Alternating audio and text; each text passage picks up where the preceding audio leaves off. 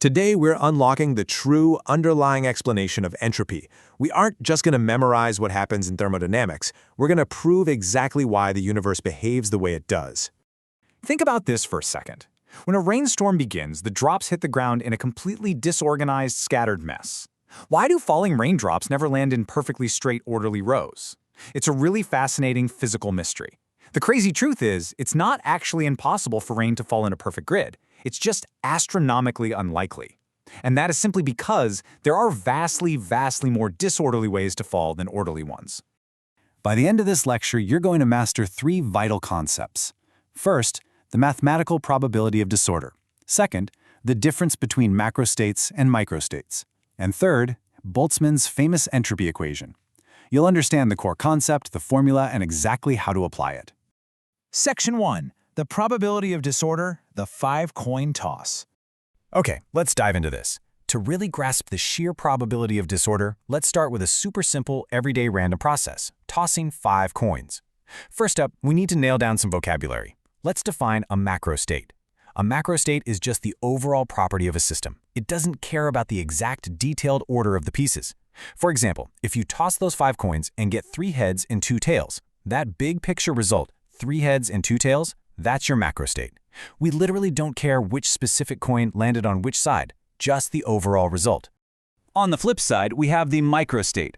A microstate is a highly detailed description of every single element and its exact sequence within that system. So, if your big picture macrostate is 3 heads and 2 tails, one specific microstate to get there would be tossing exactly heads, then tails, then heads, then heads, then tails. Looking at these side by side makes it really clear. The macrostate is the overarching category, right? 3 heads and 2 tails. But beneath that one umbrella macrostate, there are several different microstates that can produce it. You could get heads, tails, heads, heads, tails, or tails, heads, heads, tails, heads, and so on. They all lead to the exact same macrostate. So let's actually map this out mathematically. If you look at this table, you'll see there are exactly 32 total possible ways to toss 5 coins. Now notice the absolute most orderly possibility at the top, 5 heads and 0 tails. There is only one single microstate that gives you that result. Every single coin must be heads. But look at the messy, disorderly macrostate of 3 heads and 2 tails.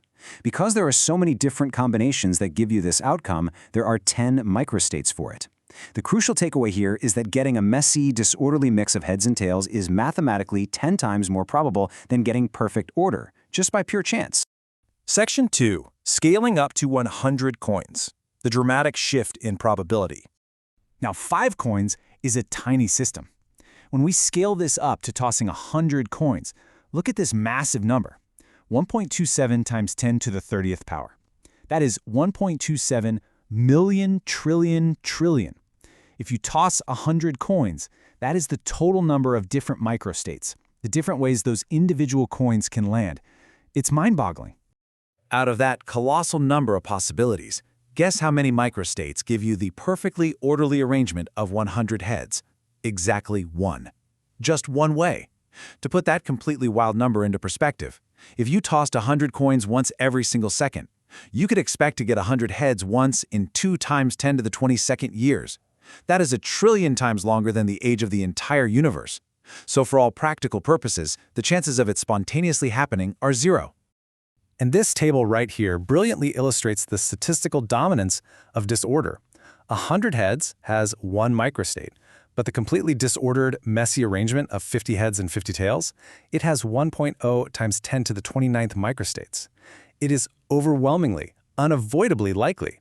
If you start with 100 heads and toss them, you are virtually guaranteed to move to a less orderly state. Guys, this is entropy in action. Section 3. Entropy in a gas, from coins to molecules. Now that we've got the basic idea with the coins down, you might be asking, okay, but how does this actually connect to real-world thermodynamics? It's a great question. All we have to do is swap out our theoretical coins for the atoms bouncing around inside a container of gas. To give you a sense of scale, even a tiny 1 cubic centimeter sample of gas contains roughly 2.7 times 10 to the 19th atoms. Just like our coins, a gas has macrostates. Think of a highly ordered, low-entropy macrostate as all of the gas atoms spontaneously squeezing themselves into one tiny corner of the container, all moving at the exact same speed. On the other hand, a highly disordered, high-entropy macrostate is what we actually see all the time, a completely random distribution of atoms spread throughout the space, zipping around at random speeds. The huge takeaway here is profound. Disorder is vastly more likely than order. I mean, is it physically impossible for all the air molecules in your room to suddenly rush into one corner and leave you suffocating in a vacuum? Theoretically, no. It doesn't break the laws of motion. But because there are infinitely more microstates where the atoms are spread out randomly, the second law of thermodynamics tells us it is statistically impossible. It's just a numbers game. Section 4. Boltzmann's entropy equation, the math behind the mystery. So how do we actually calculate this in physics? Enter Austrian physicist Ludwig Boltzmann, the absolute genius who uncovered the math behind this whole mystery. Boltzmann proved that the entropy of a given system can be written as this beautifully elegant equation, S equals K times the natural logarithm of W. Here, S is the entropy, W is the number of microstates we've been talking about, and K is a special number known as Boltzmann's constant. He literally linked the macroscopic physical concept of entropy directly to the microscopic statistical probability of a state. It was a total game changer. And here is that vital piece of the puzzle, Boltzmann's constant, K, which equals 1.38 times 10 to the negative 23 joules per Kelvin. This constant is the magic bridge that lets us calculate actual thermodynamic energy dispersion based entirely on statistical counting. Let's make this super concrete with a quick example. Imagine we toss our 100 coins, and they move from a starting state of 60 heads and 40 tails to an end state of 50 heads and 50 tails. Step 1, we identify the initial and final microstates from our probability tables. Step 2, we apply Boltzmann's formula to find the change in entropy, subtracting the initial state from the final state. And step 3, we just calculate the difference.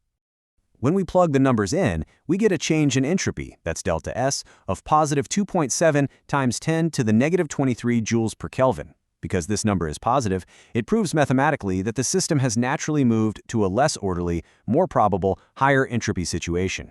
The math perfectly matches reality. Section 5. Summary and final thought. Why this matters. Before we finish up, let's summarize the key points we've mapped out today and talk about why this matters for the physical universe. 1. Disorder is vastly, vastly more probable than order. 2. Broad macrostates are built from countless underlying microstates.